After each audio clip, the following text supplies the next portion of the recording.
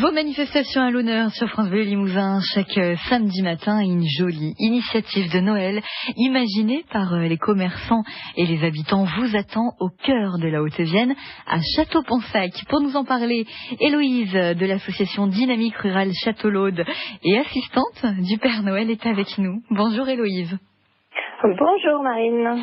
Parlez-nous de cette surprise. Le Père Noël a quitté la Laponie pour venir s'installer chez nous.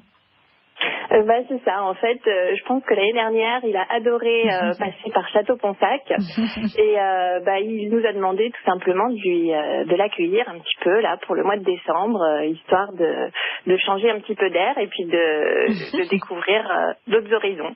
Alors qu'est-ce que vous avez fait pour lui? Parlez-nous de cette maison à visiter et à regarder. En fait, c'est avec plusieurs commerçants et puis avec l'aide de la mairie de Château-Ponsac et des habitants, on a décoré une jolie boutique qui était vide dans le centre-ville et puis on lui a aménagé un joli intérieur et pour lui et ses lutins, histoire qu'il ait un petit intérieur cosy pour passer le mois de décembre. Alors, dites-nous ce que l'on peut voir à l'intérieur. Des jouets, des décorations de Noël, un énorme fauteuil. Qu'est-ce que l'on voit? Alors on a complètement recréé un intérieur de maison, une belle cheminée, un joli fauteuil, le bureau du Père Noël, un joli coin toilette pour qu'il puisse se faire tout beau, et puis le petit coin des lutins aussi avec les petits lits. Voilà, tout est à découvrir, plein de jolis détails dans un esprit rétro, et c'est tout à regarder à travers les fenêtres et la vitrine de cette jolie boutique. Bon, et le Père Noël, nous pourrons le voir seulement le 17 décembre dans sa maison. Voilà, c'est ça. Donc le 17 décembre a lieu les marchés de Noël à Château-Ponsac, dont le marché de Noël aussi en centre-ville, juste en face de la maison du Père Noël. Et pour l'occasion, il arrive sur son tracteur, parce que le traîneau a eu un petit accident en arrivant, donc il est chez Garage en réparation.